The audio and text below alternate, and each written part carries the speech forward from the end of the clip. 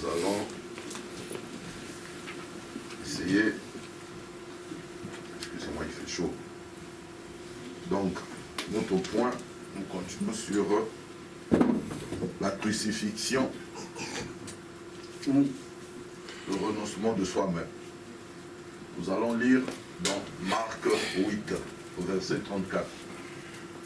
Puis Jésus, ayant appelé la foule avec ses disciples, il leur dit, « Si quelqu'un veut venir après moi, qu'il renonce à lui-même. » Si quelqu'un veut venir après moi, qu'il renonce à lui-même, qu'il se charge de sa croix et qu'il me suive. Car celui qui voudra sauver sa vie la perdra, et celui qui perdra sa vie à cause de moi et de la bonne nouvelle la sauvera. Et que sert-il à un homme de gagner tout le monde s'il perd son âme? Que donnerait un homme en échange de son âme? Eh bien, inclinons la tête.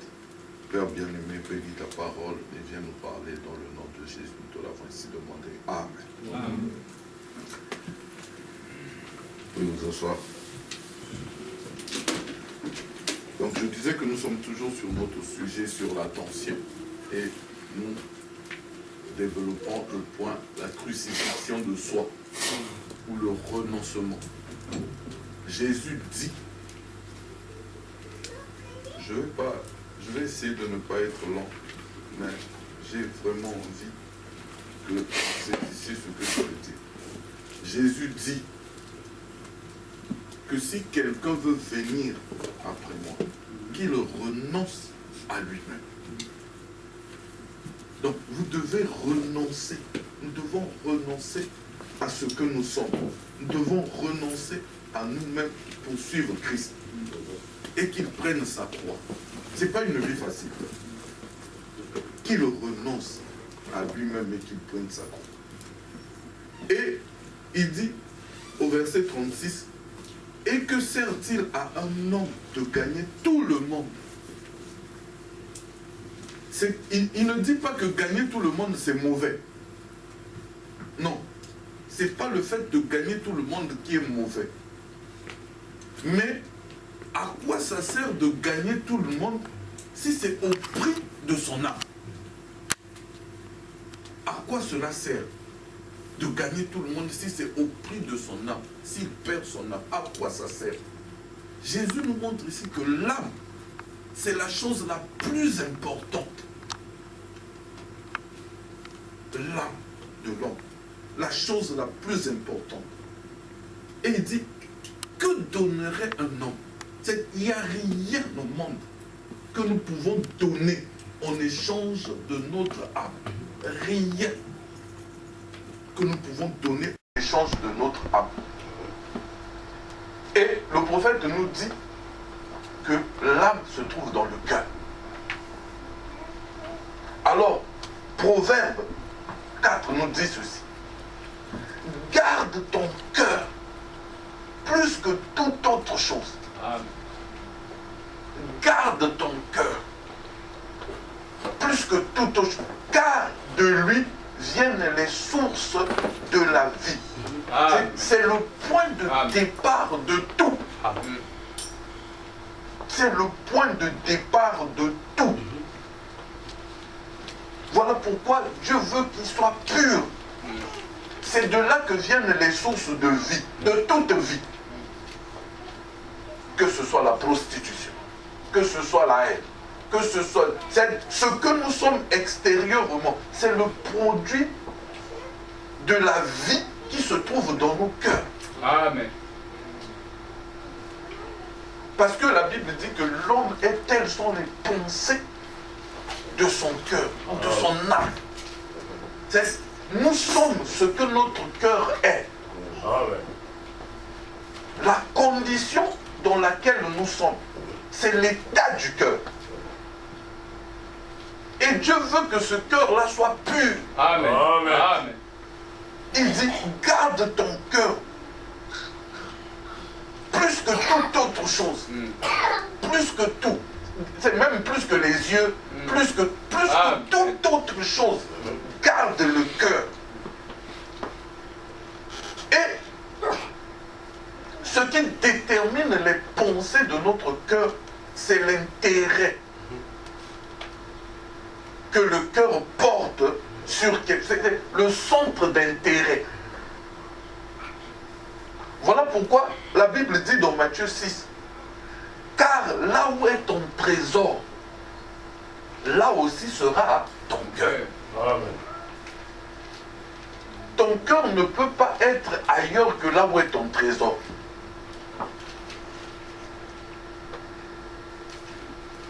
Un homme qui commence à aimer une femme, ou une femme qui commence à aimer, vous verrez que tout ce qu'il fait ou tout ce qu'ils font, en tout cas, le centre d'intérêt, c'est là où l'autre se trouve. Amen. Amen. Amen. Donc, c'est ça le centre d'intérêt.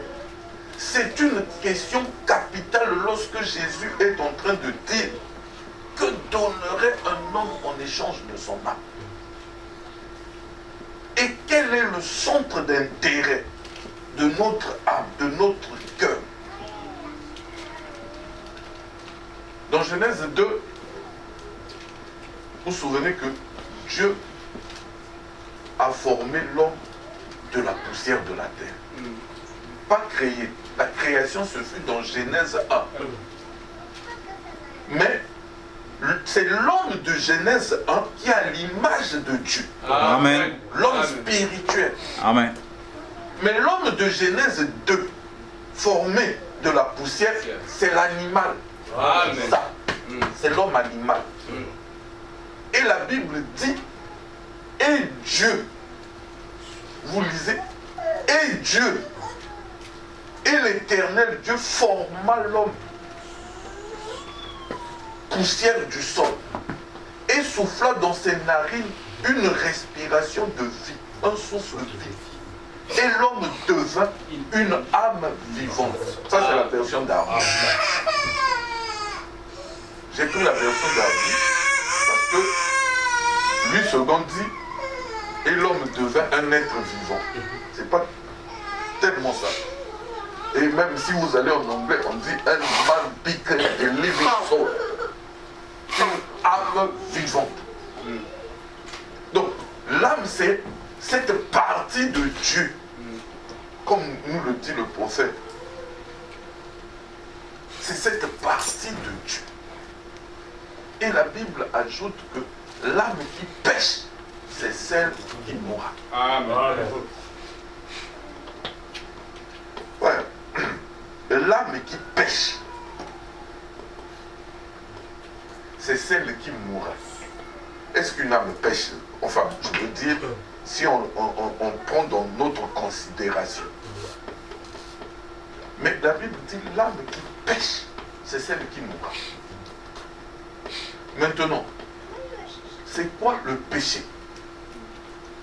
Puisque l'âme qui pêche, c'est celle qui va mourir. C'est quoi le péché?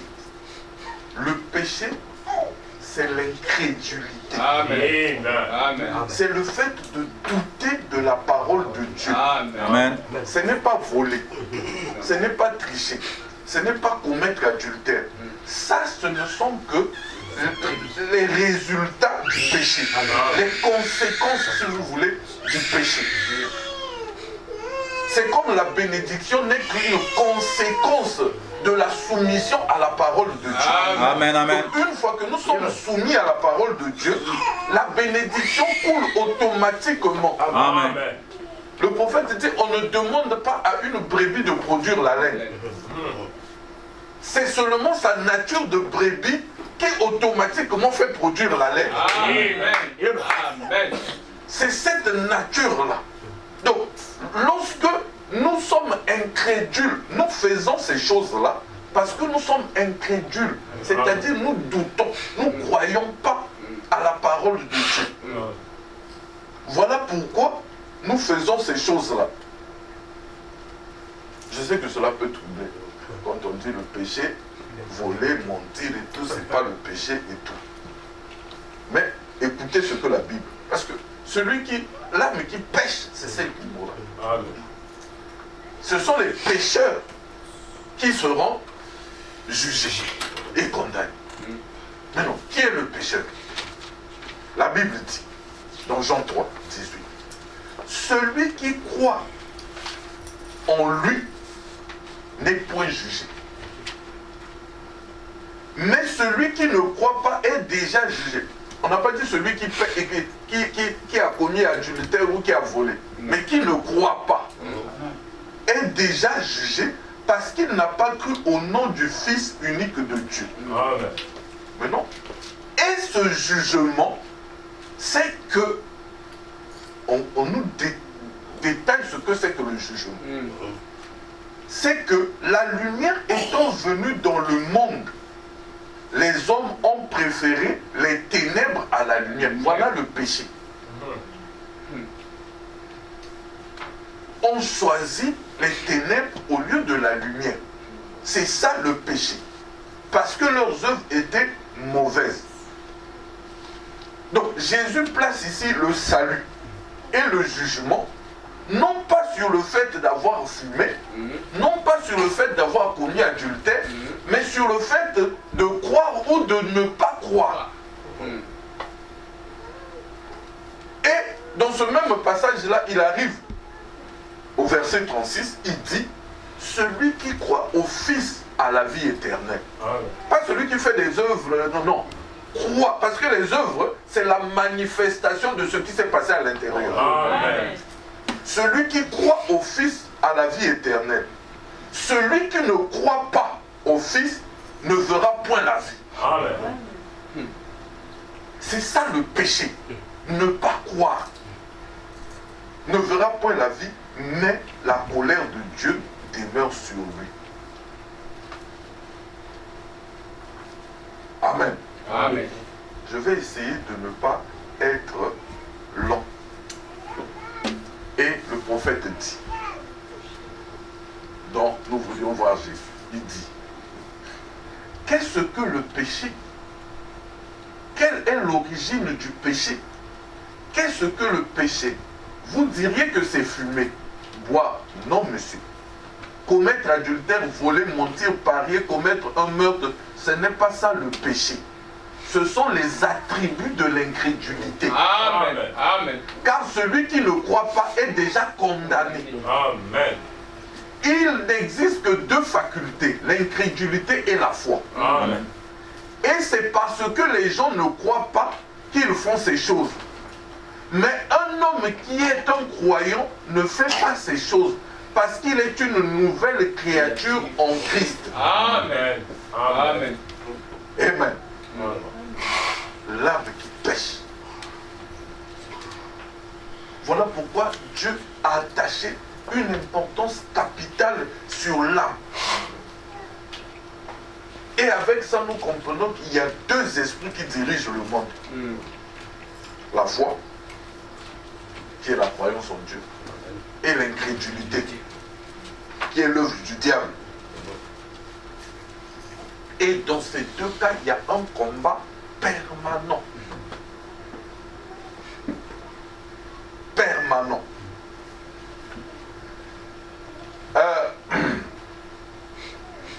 Paul, quand il vient parler aux Galates, à ceux de Galates. Il commence à illustrer cela par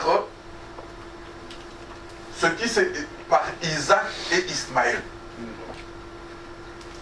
Il dit, pour vous frères, comme Isaac, vous êtes des enfants de la promesse.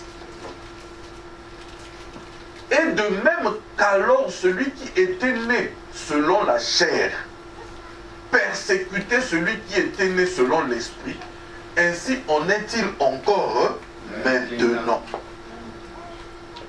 Celui qui était né selon la chair persécutait celui qui était né selon...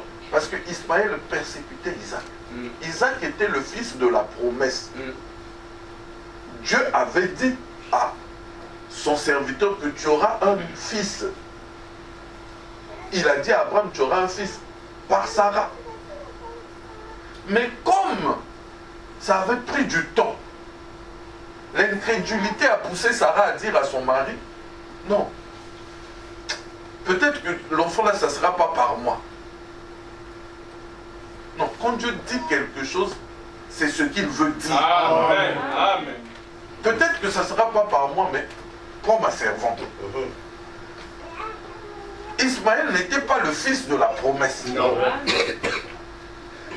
Ismaël est le produit d'un désir charnel, c'est-à-dire le désir de Sarah.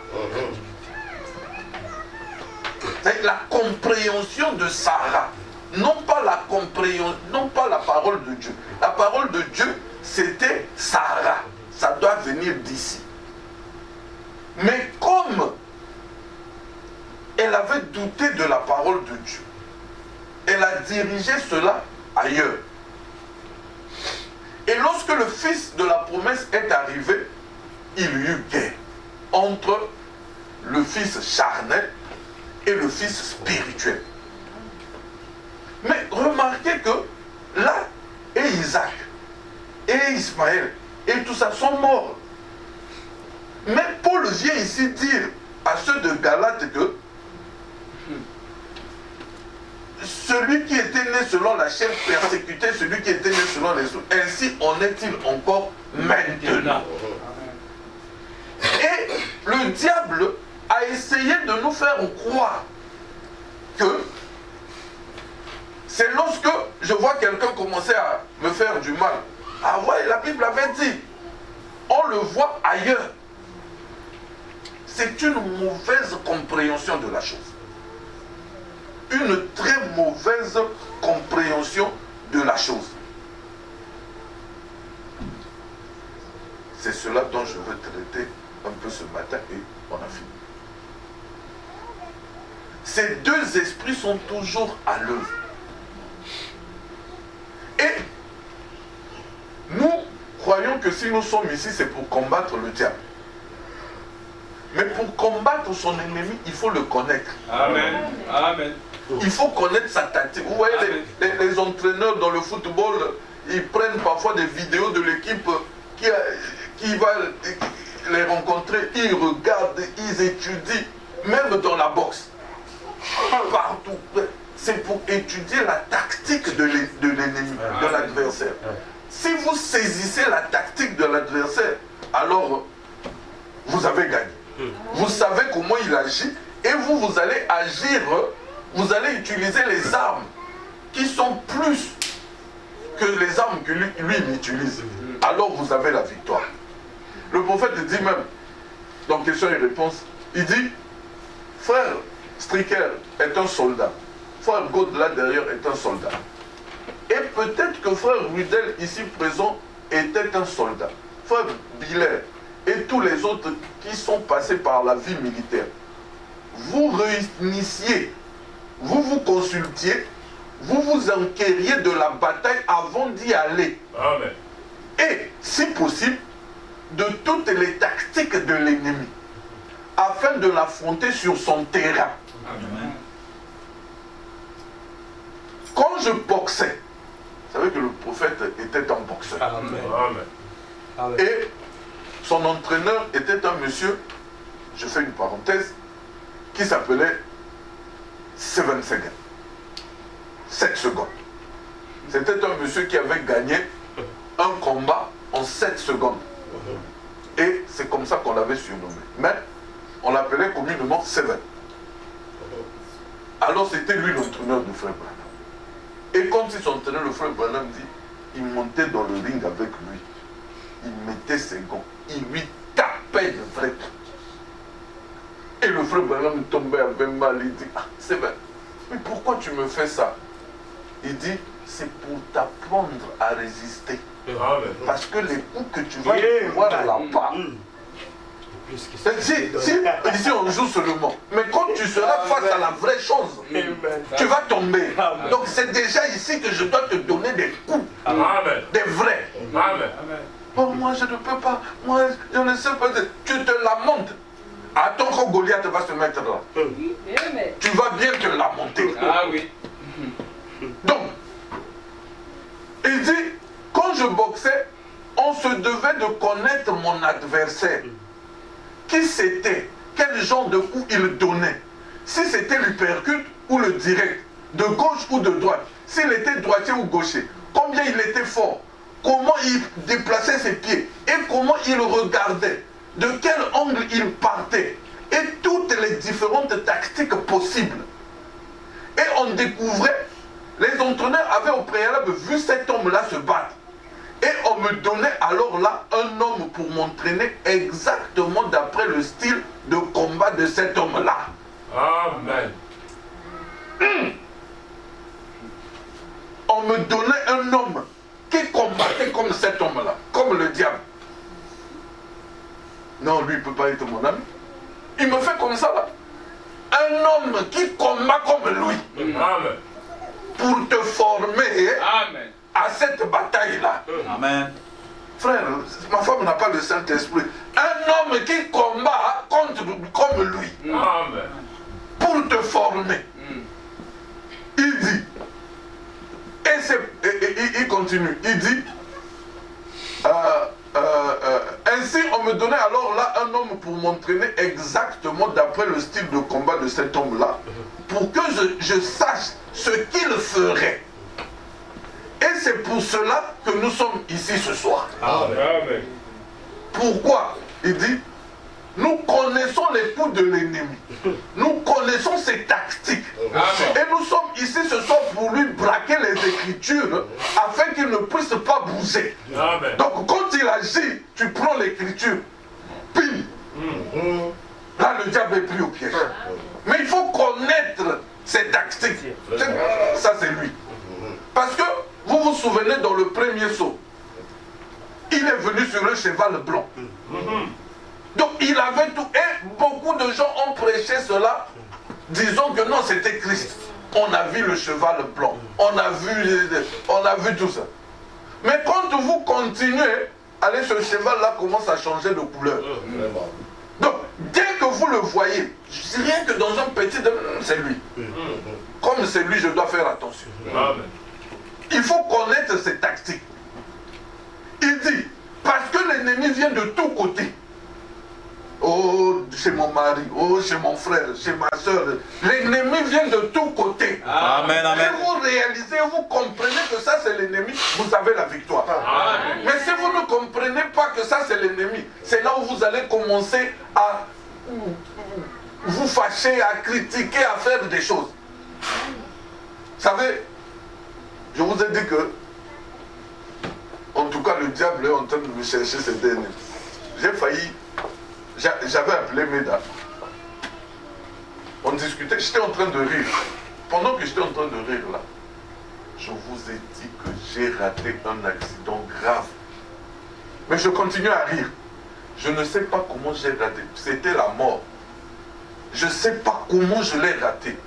J'ai juste tourné le volant, mais de près. Je ne sais pas. Alors c'était une vieille dame. Elle est partie s'arrêter. Je viens, je m'arrête. Je lui ai dit, mais pourquoi vous avez fait ça? Dès que je m'arrête, elle commence à s'énerver. Quand elle a commencé à s'énerver, je voulais parler, quelque chose me dit, tu défends quoi? J'ai démarré la voiture. Amen. Je suis parti. Et si je reste là, le diable va m'avoir. Je vais défendre ce corps ici. Amen. Et il faut que je parte. Je suis parti. Ok, quelle est la raison? Et si nous trouvons, nous comprenons, nous connaissons ces tactiques, nous allons le combattre. Amen, amen. Il dit, je me disais en voyant frère Robertson là derrière, il doit sûrement savoir ce que ça veut dire un soldat. Il en a bien sur l'expérience. Combien de soldats est-il ici? Voyons voir. Ceux qui ont été des soldats dans l'armée. Regardez un peu. Vous voyez, vous êtes un groupe de soldats. Très bien. Maintenant, vous savez ce que c'est. Et c'est ce que vous avez appris, n'est-ce pas, frère Roy, frère Biller, et vous, les vétérans, et ainsi de suite.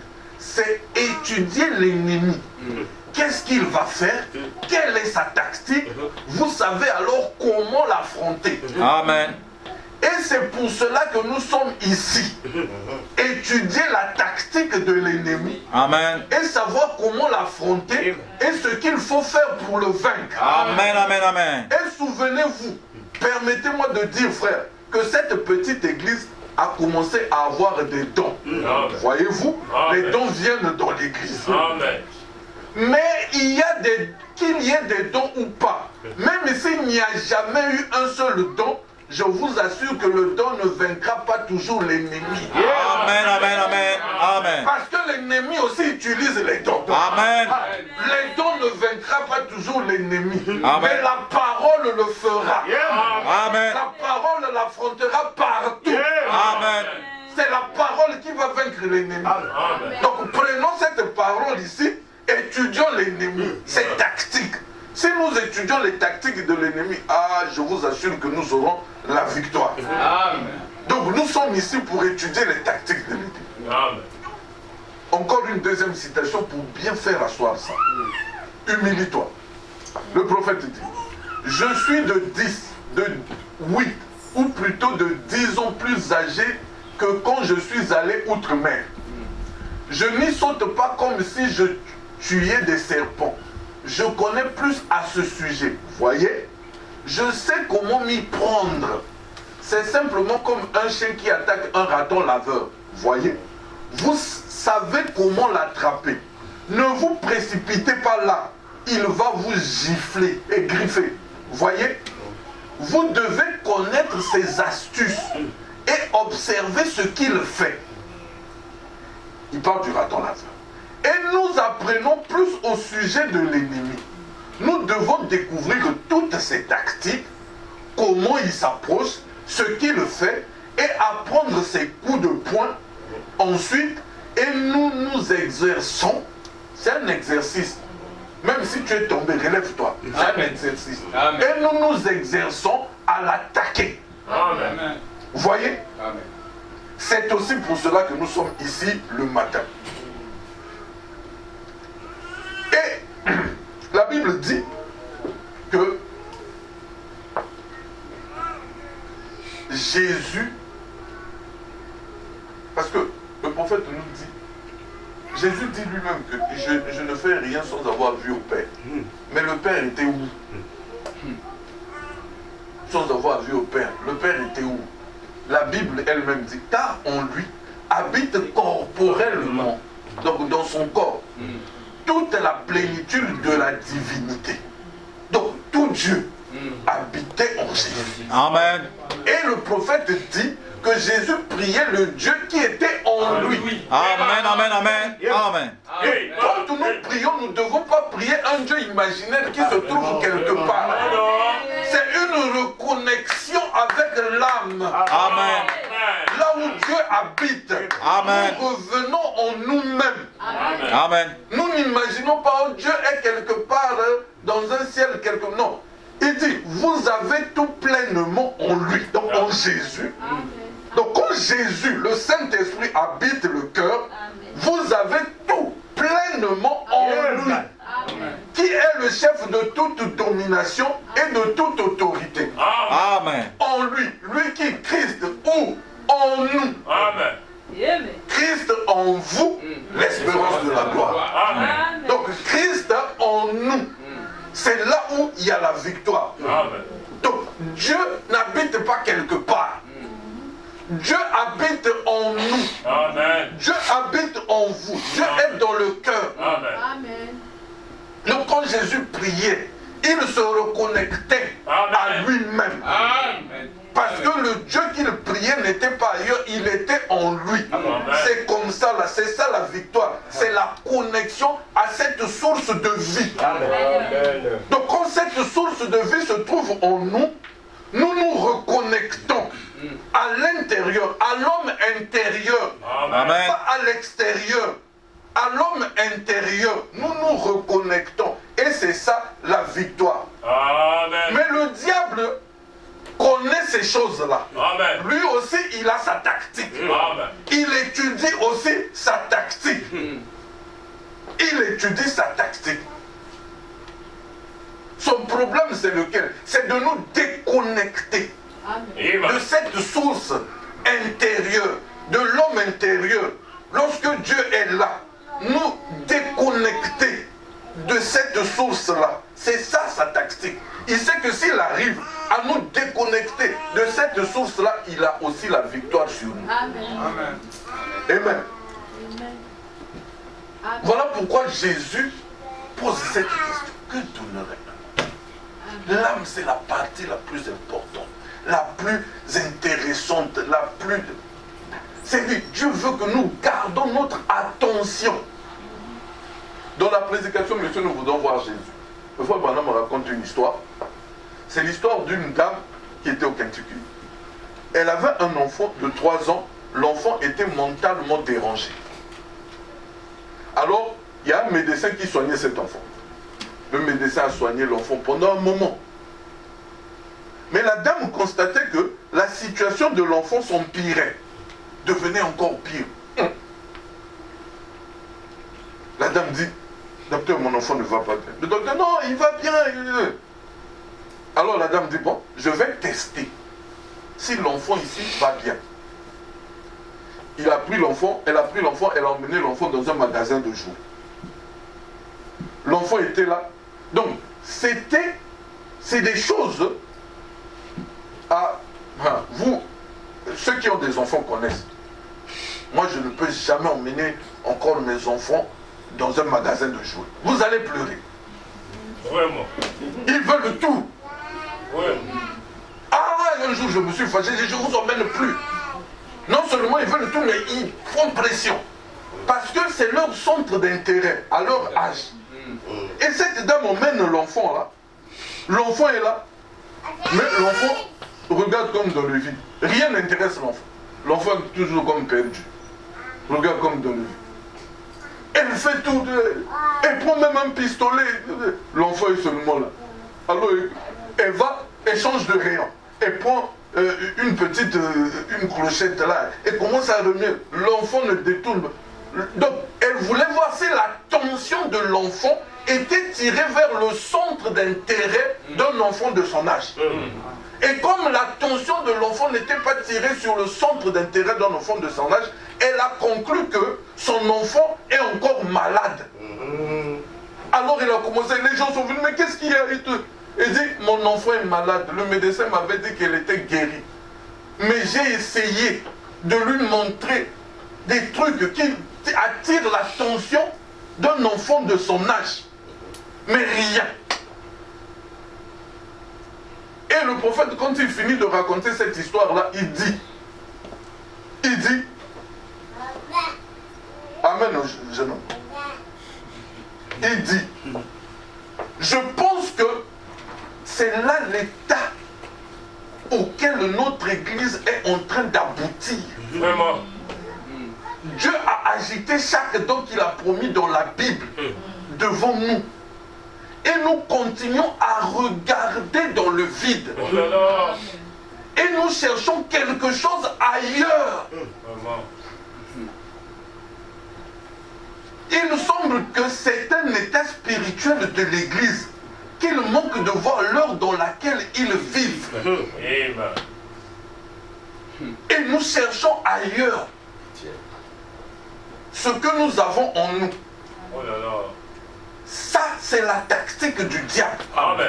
Il a détourné notre attention Amen. de la chose la plus importante Amen. pour porter notre attention ailleurs. Amen. Ces choses auraient attiré cet enfant. Lorsque nous voyons ces choses-là, et la Bible dit même que lorsque nous allons voir tout ce qui se passe maintenant, sachant que notre rédemption est proche, nous devons nous apprêter. Mais malgré ça, vous voyez que l'état de l'Église s'empire. Notre attention est plus tirée ailleurs que dans les choses spirituelles. Amen.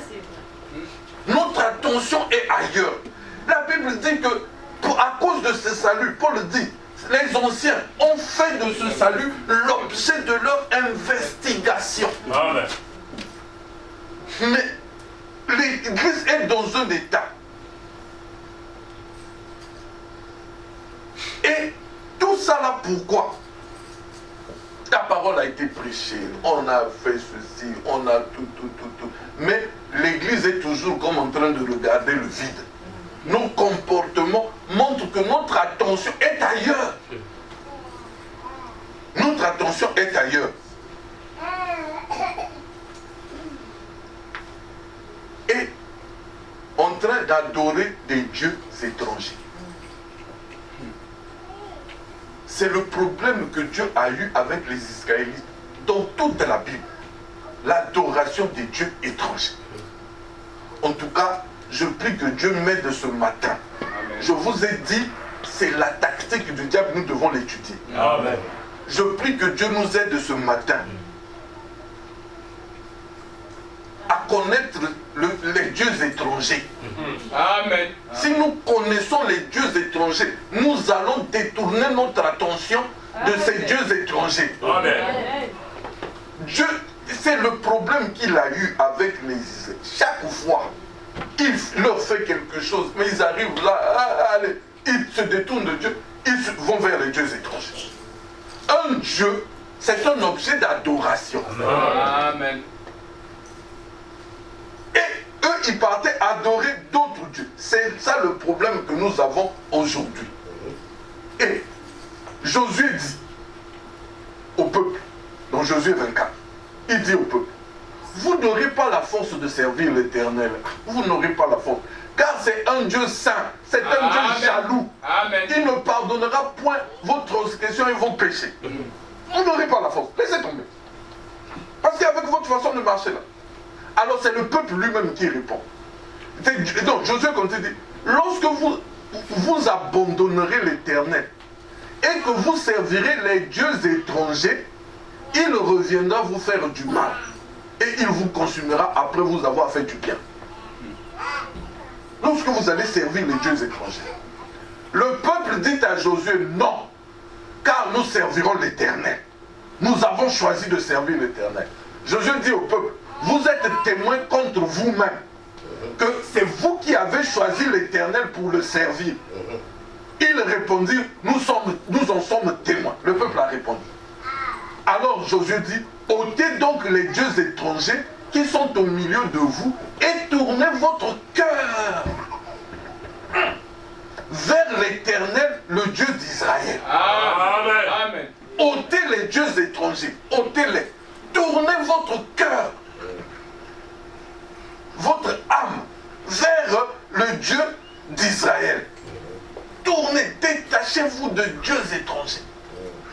Parce qu'un Dieu, c'est un objet d'adoration. Quand vous commencez à adorer autre chose que Dieu, c'est-à-dire vous êtes en train d'adorer un Dieu étranger. Amen. Et lui, il est jaloux. Détournez votre cœur. C'était le problème que Dieu avait avec les Juifs. Et même dans Samuel, 1 Samuel, la Bible dit, Samuel dit à toute la maison d'Israël, si c'est de tout votre cœur, toujours le cœur, là. Si c'est de tout votre cœur que vous revenez à l'Éternel, ôtez du milieu de vous les dieux étrangers et les astartés. Amen. C'est-à-dire, si vous ne revenez pas de votre cœur, continuez. Mais là, sachez que vous ne servez pas Dieu. Mais si vous voulez, revenez de tout votre cœur et débarrassez-vous des dieux étrangers. Vraiment. Dirigez votre cœur vers l'Éternel et servez-le.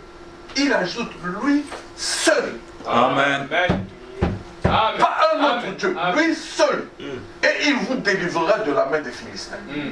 Donc ça, la délivrance, ça n'est qu'une conséquence du fait de servir Dieu. Et lui seul. Amen, amen.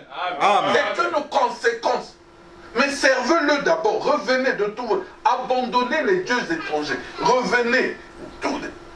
Et chaque fois, s'il s'agit du cœur, Dieu étranger. Vous savez, la vache que nous élevons ici, nous la mangeons, c'est une bonne viande. Quand l'éleveur l'élève, c'est parce qu'il sait qu'il va en tirer du lait ou il va vendre. Mais si vous allez peut-être en Inde, la vache est une divinité. C'est un Dieu. Donc vous comprenez que Dieu ne veut juste dire objet d'adoration. Donc, quand quelque chose est est adoré, vous commencez à idolâtrer votre femme, vos enfants, vos maris, vous leur donnez, vous commencez à les adorer, ils deviennent des dieux pour vous. C'est ça un Dieu. C'est-à-dire, l'Éternel veut que nous revenions, que nous n'adorions pas d'autres dieux. Et le diable sait que si ce peuple-ci retourne, garde son attention sur ce Dieu ici, alors il aura la victoire. Le diable le sait. Alors, il veut nous déconnecter, diriger notre attention. Il sait qu'ils peuvent venir à l'église, c'est bien.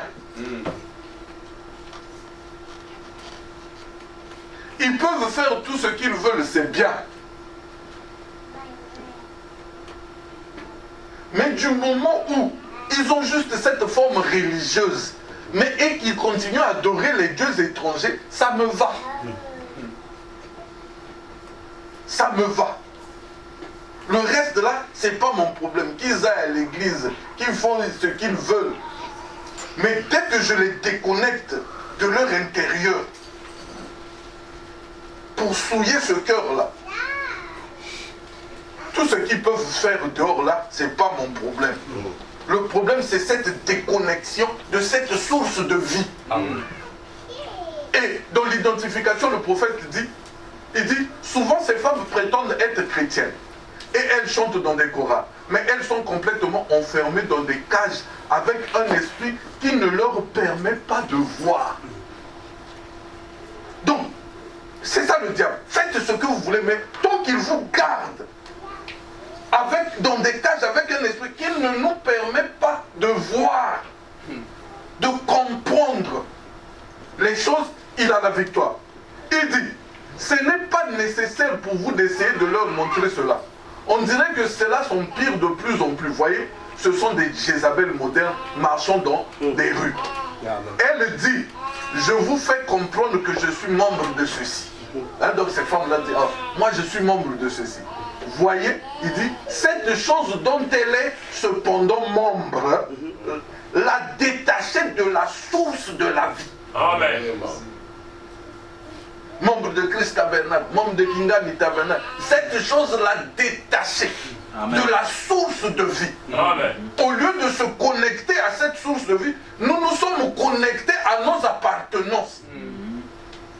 Le diable, c'est ça. Alors qu'elle est née pour être une petite reine d'un homme, ou un homme qui est né pour être un fils de Dieu, et de penser à ce qui lui est arrivé. Oh, c'est une chose terrible.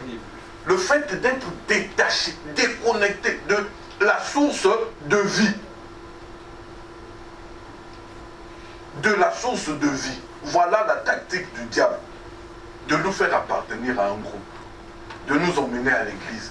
De nous faire chanter. De nous faire toutes ces choses-là. Mais tant qu'il nous laisse adorer les dieux étrangers, lorsque nous adorons un Dieu, nous lui rendons un culte. Amen. Et chaque Dieu a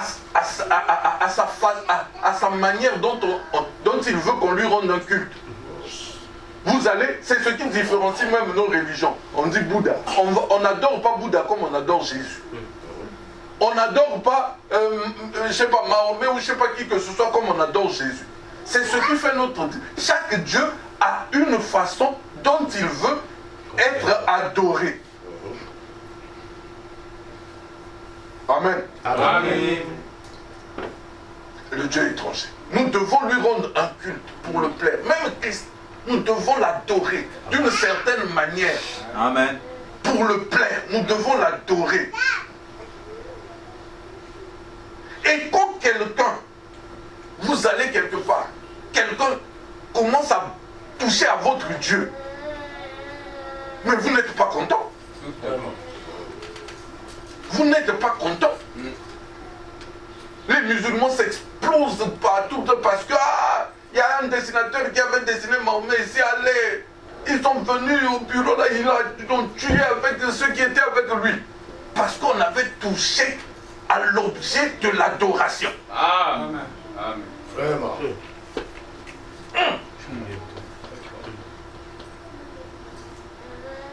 Non.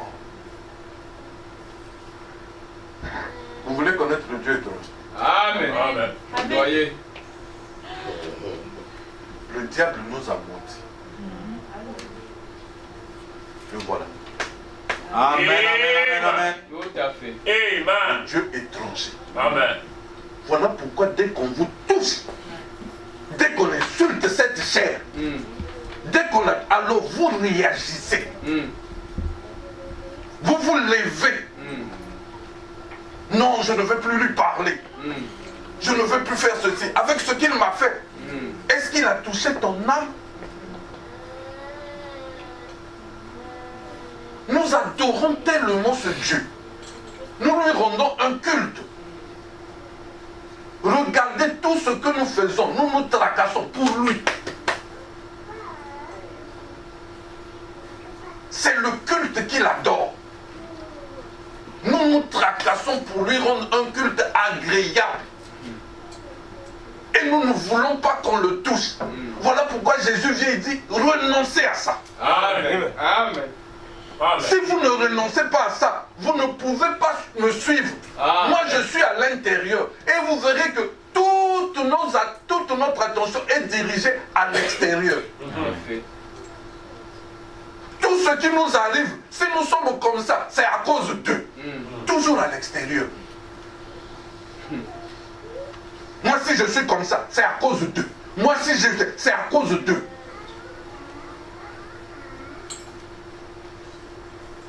Et lorsque vous tournez votre attention sur l'extérieur, Dieu ne peut pas vous aider. Amen. Parce que Dieu ne peut aider que la personne qui reconnaît son état. Amen.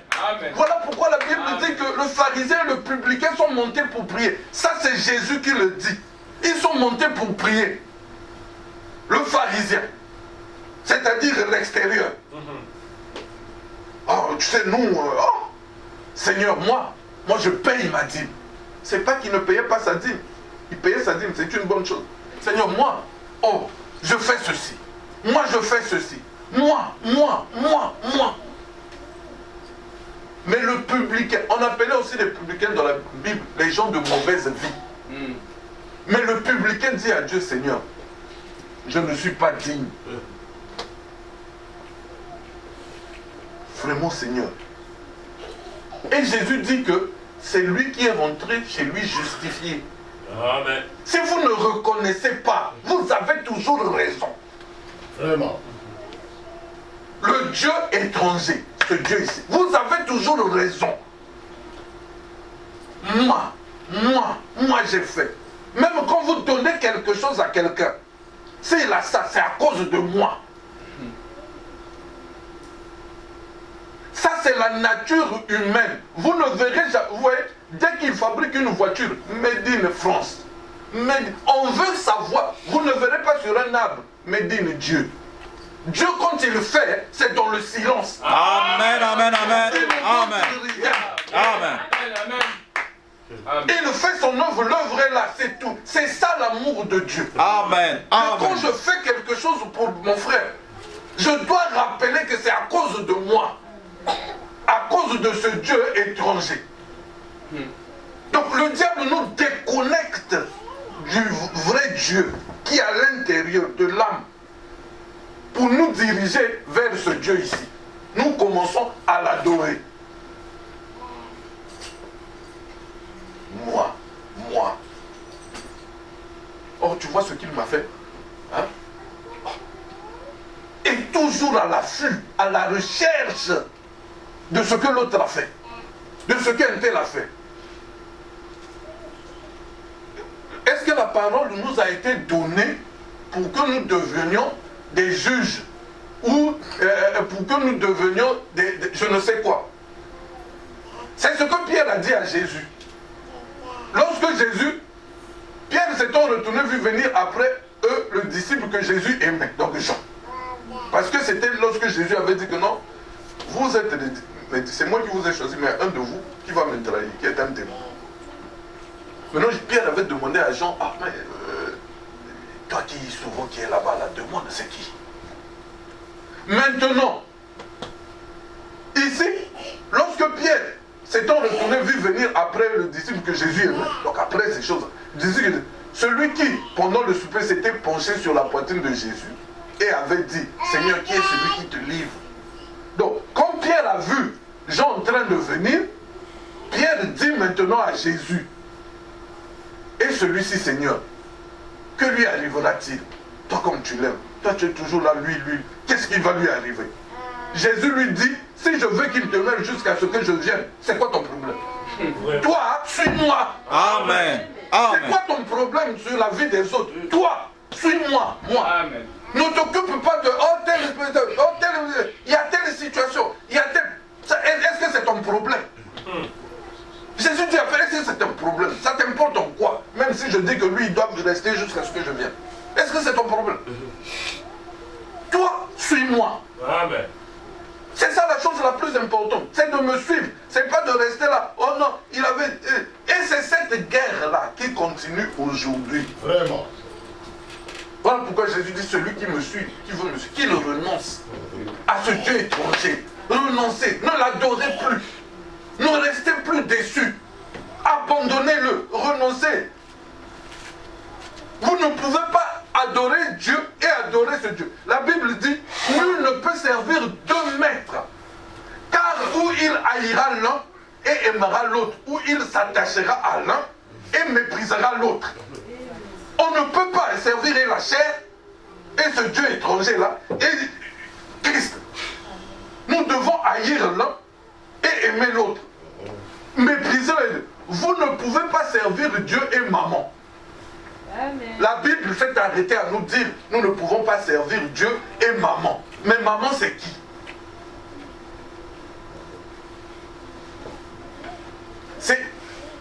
Si vous allez lire même en grec, souvent on dit seulement la richesse.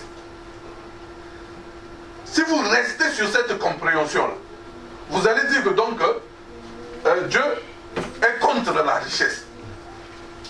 Donc si on est riche, on ne peut pas être enfant de Dieu. Non, c'est pas ça. C'est une mauvaise compréhension. Mais si vous fouillez dans la langue phénicienne, maman, bien que ça veut dire richesse, mais Jésus ici parle d'autre chose. Il ne parle pas de la richesse en tant que telle, en tant que soi. Mais Jésus condamne l'esprit de lucre que Jésus condamne. C'est-à-dire que cette soif d'acquérir qui est née de la convoitise ou du mécontentement. C'est-à-dire on fait tracasser, on se tracasse pour assouvir les besoins de cette chair. Voilà pourquoi Jésus, la Bible dit, vous demandez, vous ne recevez pas, parce que vous demandez mal. Amen. Pour assouvir les passions de votre convoitise. C'est de ça que Jésus parlait. Vous ne pouvez pas servir Dieu et continuer à adorer la chair dans ses convoitises. Vous ne pouvez pas avoir des pensées. C'est ça, maman. Des pensées. Alors que la satisfaction. Branham me dit, dans l'histoire de ma vie, il dit, j'ai compris que le bonheur ne se trouve pas dans la quantité des biens que l'on a. Amen. Vous savez qu'il y a beaucoup de gens qui sont riches mais qui sont malheureux, qui ne sont pas heureux. Amen. Le bonheur ne se trouve pas dans la quantité des biens que l'on a, mais dans la satisfaction que l'on tire de ce qui nous est alloué. Donc de ce que l'on a. Donc je peux avoir peu, mais si je suis satisfait de ce peu-là, c'est ça le bonheur. Amen. Le bonheur, c'est pas dans la quantité. Mais le diable essaie faire croire. Vous verrez que chacun de nous ici, quand il était peut-être au pays là-bas, son rêve le plus cher c'était que j'arrive en Europe.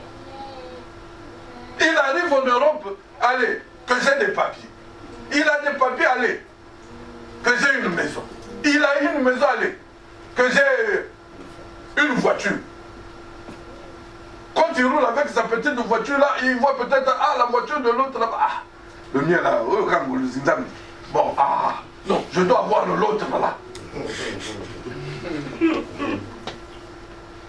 Après, toujours de convoitise en convoitise, on n'est jamais satisfait. Ah, il fait chaud, hein, il fait trop chaud. Quand il va faire froid, ah, mon frère, non, non, non, non. Hein? Il fait trop froid, moi je ne supporte pas. Les satisfactions. La femme que tu as adorée, quand elle n'était pas encore tienne. Le mari que tu as adoré, quand il n'était pas encore tien. Une fois que tu l'as eu, vous comprenez alors que cette soif ne peut être étanchée que par Dieu. Parce que cette soif est la soif de Dieu. Amen. Vous allez avoir cette femme, ce mari-là, après guerre. Ça s'éclate, non, frère. Non. Ce qu'elle fait là, non, non, non, non, non. Ce qu'il fait là, non, non, non. Parce que tu courais après le Dieu étranger, comme il ne t'a pas satisfait. La satisfaction, vous ne l'aurez qu'en Christ. Amen, amen, amen. Nous devons revenir en nous-mêmes. Amen. Vous n'aurez pas la satisfaction ailleurs. Étudiez même, ayez même des diplômes comme vous voulez. Amen, amen. Vous ne serez jamais satisfait. Amen. Jamais. Achetez des millions de machins et tout. Vous apprenez que Michael Jackson était pédophile, machin, tout, tu te dis, ah, attends. Moi, s'il me donnait même 10 000 euros, là, je monte une affaire ici, là. Mais lui, il a tout ça, mais qu'est-ce qu'il veut encore? Vous apprenez ces gens-là, ils font de ces choses. Mais qu'est-ce qu'il veut? Ce monsieur ici peut seulement rester comme ça. Les femmes lui courent après. Mais qu'est-ce qu'il va chercher chez les enfants? Les satisfactions. Rien ne peut satisfaire cette soif si ce n'est Dieu lui-même. Rien. Amen. Combattons ce Dieu étranger-là. Et Pierre dit, bien-aimés, je vous exhorte comme étrangers et voyageurs sur la terre à vous abstenir des convoitises charnelles qui font la guerre à l'âme. Amen. Amen. Ces convoitises-là font la guerre à l'âme. Donc, occupez-vous de là. Arrêtez ces convoitises-là. Arrêtez ces dieux étrangers-là. Il est temps que nous puissions arrêter de l'adorer. Voilà pourquoi Élie ne comprenait pas. Mais comment sont ces gens? Élie était obligé de dire. Et Akab envoyait les messagers vers tous les enfants d'Israël. Et il se rassembla, les prophètes, à la montagne du Carmel. Alors Élie s'approcha de tout le peuple et dit, jusqu'à quand clocherez-vous des deux côtés?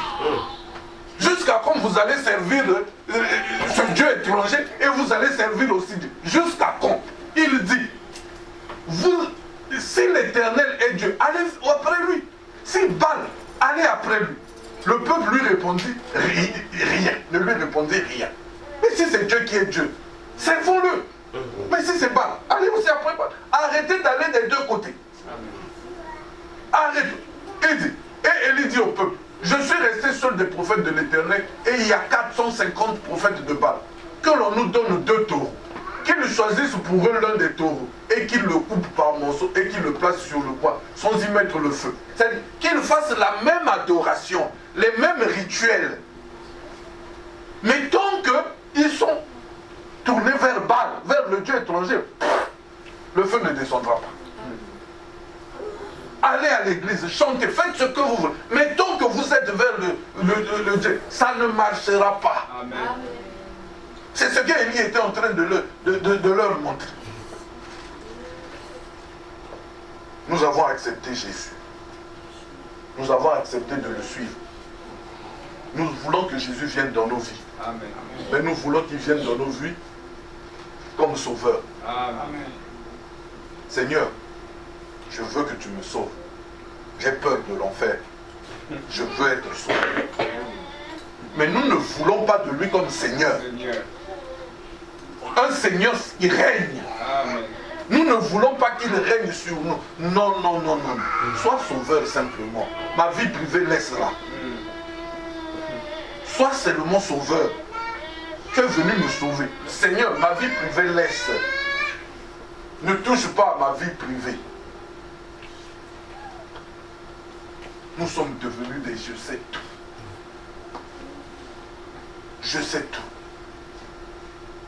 Seigneur, sauve-moi, mais ma vie privée là, laisse ça, laisse ça. N'y touche pas. Ma vie privée, laisse, n'y touche pas. Puis, j'ai juste à côté de ça, il y a une porte. Donc, le prophète parle que dans le cœur, il y a plusieurs portes. Et la prédication, c'est la porte du cœur. Après avoir parlé de la porte de la vie privée, il dit, puis, parce que notre Dieu, le Dieu étranger, a son culte. Et l'un des points de son culte, c'est l'orgueil. Puisqu'il faut l'adorer selon son culte. L'orgueil. Et le prophète dit, puis juste à côté de ça, il y a une autre petite porte appelée l'orgueil. Oh, c'est une porte horrible. Tout le monde veut un peu d'orgueil. Si vous ne pouvez pas laisser Jésus entrer pour qu'il domine sur l'orgueil, alors Jésus n'y restera pas. Amen. Amen. Il sortira sans tarder. Amen. Donc s'il y a de l'orgueil dans le cœur, Jésus part. Il ne reste pas là. Là, vous êtes en train d'adorer un Dieu étranger. Il dit, si vous pensez que vous dépassez les voisins, que vous roulez dans la meilleure voiture, ou que vous prenez les meilleurs repas, que vous vous habillez mieux que les voisins, alors vous êtes prétentieux. Amen. Amen. Ah, je suis allé chez eux. Ils ne prient pas. Prétentieux. Oh là là. Mais toi qui prie pour eux, pour qu'eux aussi commencent à prier comme toi. Prétentieux. Or moi, depuis qu'il m'a fait ça là, hein, depuis ce jour-là, je ne veux plus le sentir. Prétentieux. Orgueilleux.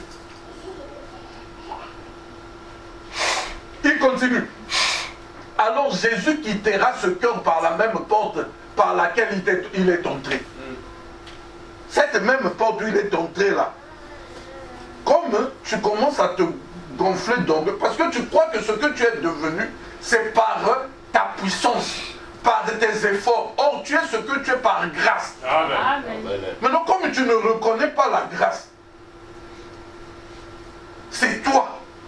C'est toi. Alors, il se retire. Il s'en va. Oh! Ce jour des choses fantastiques, de simulation fantaisiste. Je suis heureux d'avoir un peuple qui a un cœur soumis au point que Jésus peut entrer et être Seigneur, Dieu, Sauveur et Contrôleur. Amen. Lorsque vous faites entrer Jésus dans votre cœur, tout l'orgueil sortira. Amen. Je vous dirai ce que cela vous fera. Maintenant, il commence à nous dire, quand Jésus est dans le cœur, ce que cela fait. Amen. Un bon baptême du Saint-Esprit à l'ancienne mode fera qu'un bleu de travail et un smoking se mettent les bras l'un autour de l'autre et s'appellent des frères. Amen. Donc celui qui a un bleu de travail, qui a peut-être pas beaucoup d'argent, lui là qui a un smoking, il sera un frère. Il dit, ça fera qu'une robe de calicot et une robe en soie s'embrassent et en s'appelant sœur. Amen. C'est ce que fait Jésus lorsqu'il devient Seigneur. Amen. Amen. Pas sauveur seulement. Mais lorsqu'il devient Seigneur, ça change l'être humain. Amen. Ça nous détourne du Dieu étranger. Amen. Ça nous change, ça nous fait autre chose. Il dit, mais s'il n'est que sauveur, eh bien, ça ne suffit pas. Amen. Il doit être aussi Seigneur. Amen. S'il est un sauveur, il doit aussi être Seigneur pour vous conduire à son salut. Amen. Amen. Donc, s'il est sauveur, il a sauvé. Maintenant, il vient comme Seigneur dans ta vie pour te conduire. Non pas selon ta pensée, mais selon sa conduite à lui. Il te conduit. Oh non, si on te tape sur une joue, donne l'autre. Oh Seigneur, non, je te conduis. C'est-à-dire, renonce à ce Dieu ici. Qu'on lui fasse du mal, qu'on le critique, qu'on dise tout ce qu'on veut de lui. Renonçons à lui. Amen. Comme nous sommes tellement liés à ce Dieu, nous l'aimons tellement. Voilà pourquoi dès que les choses comme ça, les situations comme ça arrivent, ça nous met dans tout notre état. Pourquoi? Parce que nous l'adorons. Nous voulons le garder. Nous voulons qu'il reste là.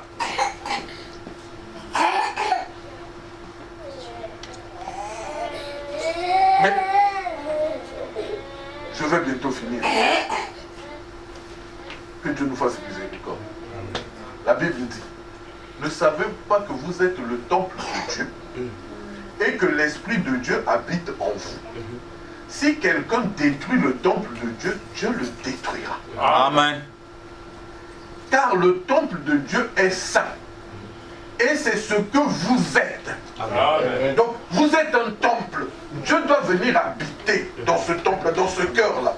Mais nous détruisons ce cœur parce que nous voulons adorer la chair. Nous le détruisons. Il dit que nul ne s'abuse lui-même. Si quelqu'un parmi vous pense être sage, selon ce siècle, qu'il devienne fou. Amen. Afin de devenir sage. Amen. Donc ici, Dieu veut nous parler de sa sagesse à lui, qui est une folie pour le monde. C'est-à-dire que si tu crois être sage pour ce monde, alors deviens fou pour ce monde. C'est-à-dire que ton raisonnement change. Tu ne raisonnes plus comme ce monde. Là où les gens devaient réagir autrement, toi tu réagis autrement. Amen. Donc tu deviens un fou. Oh, mais pourquoi, comment tu me dis oh. Tu deviens un fou pour eux. C'est à ce moment-là que tu deviens sage. Amen. Car la sagesse de ce monde est une folie devant Dieu. Amen. Aussi est-il écrit, il prend les sages dans leur ruse. Amen. Amen. Amen. Dieu est étranger. Vraiment.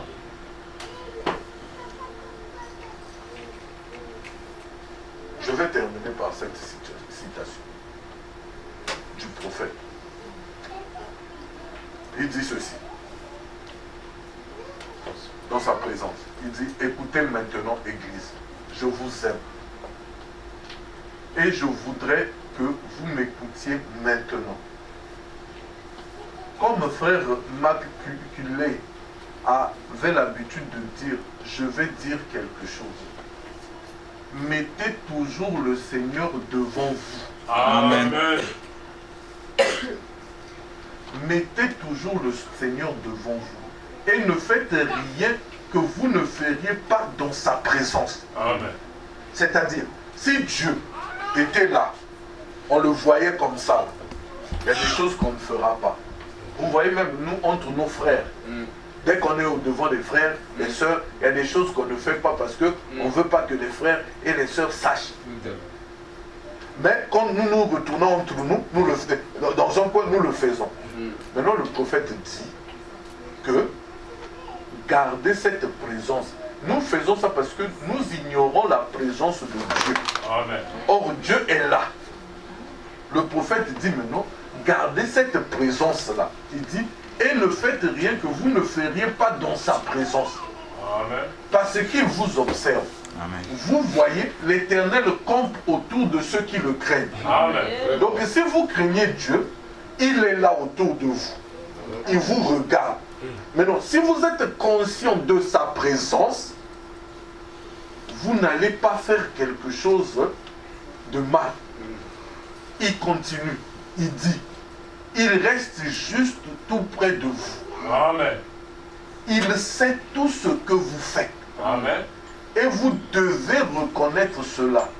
Quand vous êtes prêt à dire un mensonge, ne le faites pas. Rappelez-vous, Dieu vous écoute. Donc même quand je commence à penser du mal de l'autre, je dis à Dieu, je sais, que tu sais ce qu'il y a dans mon cœur. Aide-moi. Il dit, si vous êtes prêts à frauder un peu, ne le faites pas. Dieu vous regarde. C'est-à-dire, quand je suis conscient que Dieu est là, il y a des choses où je commence à dire, non, il me regarde. Ne le faites pas, Dieu vous regarde. Si vous êtes prêts à prendre son nom en vain, or nous rendons le nom de Dieu sans puissance à cause de notre vie. Parce que les gens veulent du sel. Vous êtes le sel de la terre. Si le sel perd sa saveur, mais à quoi on va s'en servir encore si ce n'est pour jeter? Donc, il dit, ne prenez pas son nom en vain. Ne le faites pas. Dieu vous écoute. Si vous êtes prêt à fumer une cigarette, il vous observe. En toutes choses, mes frères. Arrêtons d'adorer ce Dieu ici. Le diable nous déconnecte de l'intérieur pour nous diriger vers l'extérieur. Regardez seulement ce que nous sommes. Combien de temps nous avons passé où nous passons chaque jour pour le bien-être de ce Dieu. Mais combien de temps nous passons pour notre âme avec Dieu? Dans la prière, dans l'adoration ou même dans l'étude de la parole. Combien de temps? On a posé à Frère Branham une question. Frère Branham, comment pourrais-je être si près de Dieu? Il dit, lisez beaucoup, priez beaucoup. Amen. Amen. Mais non, ce n'est pas ce que nous faisons encore. Nous ne lisons plus même la Bible là. Vous savez que le prophète dit qu'il faut lire un chapitre chaque jour avant de dormir. Amen. Biblique. Mais nous ne le faisons pas. On fait autre chose, après quand il faut dormir. Comme lui c'est un garçon de pouce. Seigneur, nous te remettons, bénis-moi, garde mon sommeil dans le nom de Jésus. Amen. Mais lui aussi, il veut de la communion. Le prophète dit, nous étions dans ses pensées. Mais comme il aimait la communion, alors il nous a fait venir pour avoir communion avec nous. Ne prions pas juste pour dire à Dieu, Seigneur, hein, donne-moi ceci, ah, au nom de Jésus, tu avais fait ceci, tu avais fait ceci, donne-moi... Non, non, Dieu aime aussi la communion. Amen. Que nous lui disions combien nous l'aimons. Combien il compte pour nous. Amen. Mes frères, que Dieu nous aide. Amen. Que Dieu ait pitié de nous. Vraiment. Que ce ne soit pas une prédication de plus. Mais réalisons, le temps n'est plus. Les choses sont en train de se placer. Le décor est en train d'être placé. Mais notre attention est toujours dans le vide. Tel m'avait fait. L'autre. Parce que si c'était si important pour nous, l'âme, on allait s'accrocher à l'intérieur. Amen. Et ne pas regarder ce qui se passe à l'extérieur. Parce que ça va tomber. C'est un morceau de terre. C'est des asticots qui vont sortir ici. Mais qu'est-ce que vous allez faire de l'âme ce jour-là devant Dieu? Que Dieu ait pitié de nous. Vraiment. Ce matin, Dieu te dit, simple, reconnaissons simplement, venons à lui, approchons le Seigneur, sur telle situation, sur tel point. Chacun de nous connaît sa vie. Sur tel point, Seigneur, je ne suis pas encore arrivé. Aide-moi, je vais arrêter de mentir, arrêter de convoiter, arrêter de critiquer, arrêter de penser du mal des autres. Tu m'as dit de garder mon cœur pur. Cette histoire qui s'est passée, dont je m'en souviens toujours. Et comme il était pourtant diabétique, et s'il a raté? Si c'est ton péché, quand on dit que c'est passé, quand Dieu te dit c'est pas, Amen. Mais si c'est le péché de l'autre, c'est pas passé.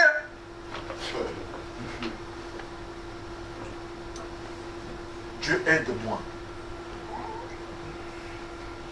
Je ne veux plus adorer ce Dieu-là.